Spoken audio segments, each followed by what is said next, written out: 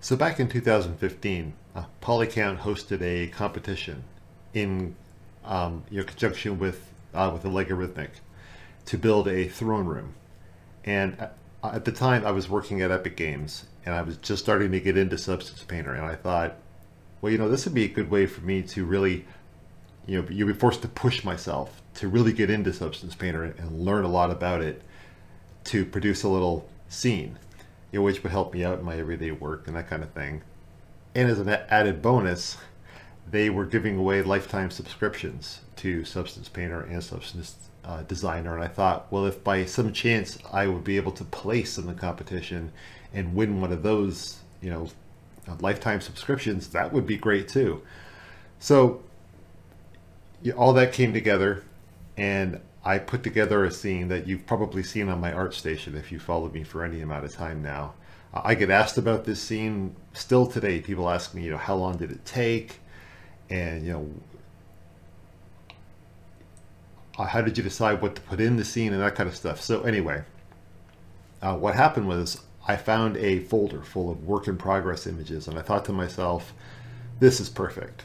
Let's just walk through the work in progress images, and you can see my mistakes, my, the dark alleys that I turned down and then headed back out of and that kind of thing. So this might be, well, this should be entertaining at least, and hopefully somewhat educational.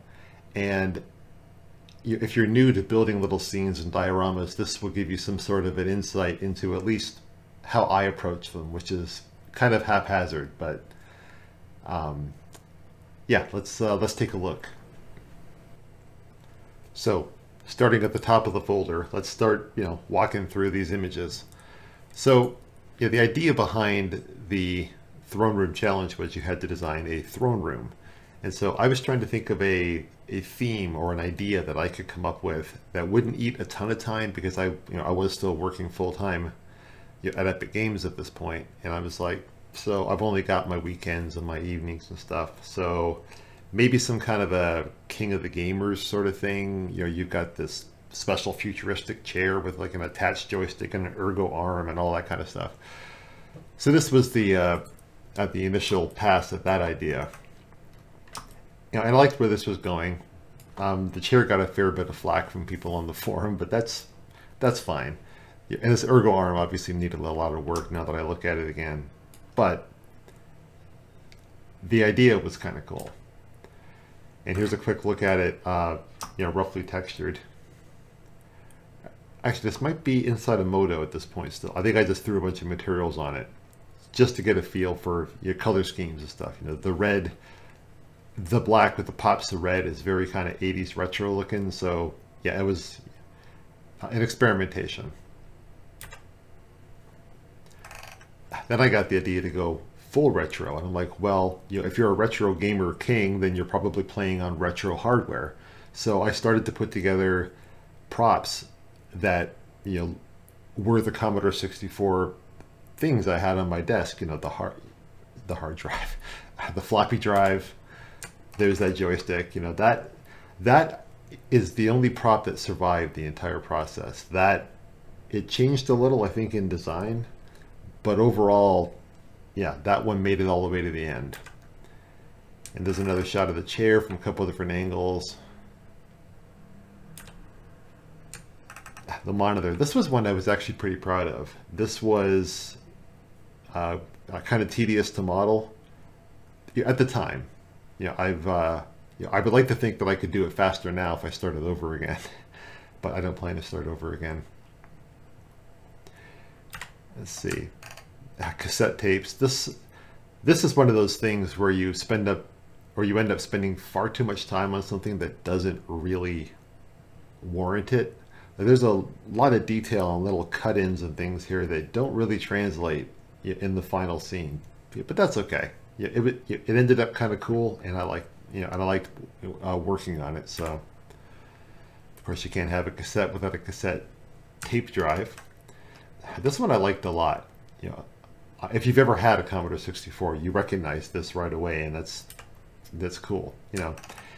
Headphones from the 80s, those cheap little foamy things, a mouse, of course the the iconic keyboard itself.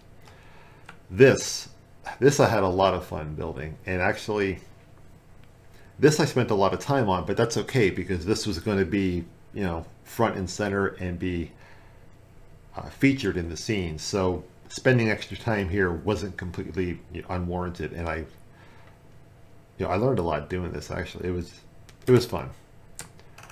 So I'm starting to bake down things now and get them into the engine, with basic paint jobs on them. So I had like a, here's the untextured version and the texture version, so people could see how things looked in UE4. Because actually, at this time, UE4 was fairly new. Okay, now here's where it starts to get a little weird. This was the original idea I had for the layout of the actual room or layer or whatever that this hacker king was going to be living in. So what I went for here was like a sci-fi sort of isolated desk, a command center sort of thing with all the retro equipment around him. This felt cool, but it started to become a lot of work to design the room, and I think I kind of scrapped it after that. This is just a UE4 lighting test that I did because I wanted to, well, it was kind of fun because I had enough props at this point. I'm like, well, I'm going to make a little scene and see how it looks. So, that's where that came from. All right. Now we're getting into the actual, we're inside UE4. Like this was Modo. This is inside of Modo. And this is inside of UE4. Now I'm just starting to stack things up and see how I feel about arranging things and having fun with placing objects, like hanging the headphones on the armrest or on the joystick and scattering cassette tapes around and stuff like that. So starting to have a play with composition. Now these are props actually that I don't think made it into the final scene. Like I think the pen did, and this pad of paper. That might be the same pad of paper that has the dungeon graph drawn on it, but the rest of this never made it in because the tone shifted, which you'll see here in a little bit. Adding little fingerprint grunge and stuff to the cassette player, just having fun with Substance Painter at this point. Now we're getting into a more serious composition. This is like a Hacker Central thing. I still hadn't figured out what the guy on the chair was going to be doing exactly, but like where's this keyboard, right? Like, so that all had to get worked out, but this got scrapped before I got to that part. But you can see there's a lot more props now, and this scene feels a lot more cluttered, and I was liking where this was going.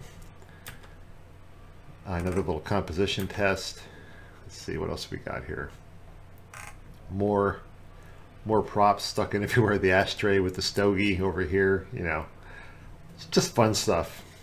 Fun stuff. Just trying to see how props felt, in the scene. The bank of modems. This never ended up in the final scene, and I spent a lot of time on this this modem cradle thing, and I am surprised that I didn't include it. I think I didn't include it because I didn't have one of these when I was a kid. When I was on my Commodore, we had modems that like stuck in the back of the Commodore. It wasn't like these dial-up things, but yeah. Anyway, that was fun to make, but it never got used. This was a definite dark alley, and we'll walk through this briefly. So I had this little hacker room idea, and I wanted to say, okay, the king's in this hacker room, but where is the hacker room, right? So I started to build some sort of a sci-fi base thing, and these are the blockout shapes for it.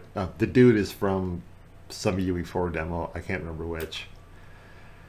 And this is just a more refined version, adding detail, adding stuff, trying to get a feel for how this hallway will look, because I had an idea that this would be one of the camera angles for the final shot. Looking through that doorway, you would see the chair and the monitors and all that stuff. But,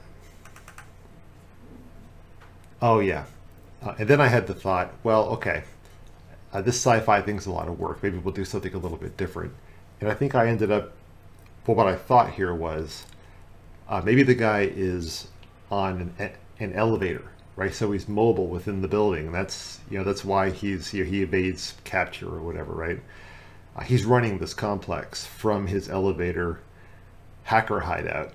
And, the elevator has like an Art Deco theme to it because I wanted to do an Art Deco theme. But yeah, that didn't really work out either. We got this far with basic normal maps and stuff, but I didn't push it too far. So then I got the idea, well, why don't we change up the idea here a little bit? And it started to become more about the computer was the king, not the person using it. So the king's throne room would be the desk in the kid's bedroom, right? And that's where it started to riff from there. So I started to, this is beginning to look a little more like the final scene now, but even here, there's stuff that ends up getting punted. There's like a broken wall back here and a jagged floor that I thought was going to be floorboards that were kind of sitting like ragged edged down there. And this wall over here was going to have like a Slayer poster like on it, or some sort of poster, whatever it might be. Yeah, you can see here there's a poster that hangs down and kind of curls out and stuff, but even this had to get simplified because the deadline was approaching and there was just no time for any of that kind of foolishness. This was next to final, I think. The floor's gone, walls are gone, we're just a floating diorama on a circular rug. Let's get this thing submitted kind of push, The Union Jack on the side, I'm not sure why I did that, but it felt right at the time, but that got punted eventually. And it's funny, from the camera angles that I put the final shots in, you never see this, the Ghostbusters on the side of this or anything like that. I think I changed up the floor composition here, but yeah, anyway. Yeah, so we ended up here. This was the final layout or whatever, the final screenshots. And there's stuff I see here now that I would definitely do better. I'm not thrilled with the lamp, how it came out. It feels kind of chunky. And this metal on the soda can really doesn't read properly to me. That should be cooler. Oh, actually, this is not even the final because there's a red key on the keyboard here. See that? That was kind of my attempt to differentiate it from the standard Commodore keyboard, so there'd be less possibility of problems. But yeah, that never actually shipped. Oh, and it's got letters on it. Oh, that's funny. Yeah, those got scrubbed too, I think, before the final scene went out. That's good stuff. Yeah, the Walkman came in, all that stuff. Yeah, so you can see everything has wires to hold it together to give it that believability of an actual thing. Is this the last picture? Close. Yeah. So yeah, the wires really add a layer of of grounding, that it feels like a real thing. Like without those wires or this power brick down here, that kind of stuff, it wouldn't feel quite as authentic as it does, or as held together as it does. So that's my walkthrough of the scene. That's the progression of the thought pattern. So it was really a matter of, I'm doing this project, so I have a certain amount of time to get it done, and just throw ideas at the wall and rough them in. And as soon as an idea is not working, just cut it loose and move on, right? Try something different. Try something, and eventually, I end up at the at the end. I ended up placing 10th in this competition, which was the last possible position to secure those lifetime subscriptions. So mission accomplished. Mission accomplished. This did everything I wanted it to do. It was a lot of fun. And if you follow my work on the various marketplaces, you'll know that I took a bunch of these meshes and turned it into like a retro gaming pack that you can buy and put in your own game or scenes or whatever you want to do with it. Anyway, I hope you found that interesting, or at least amusing. And I'll see you in the next video. Thanks for watching.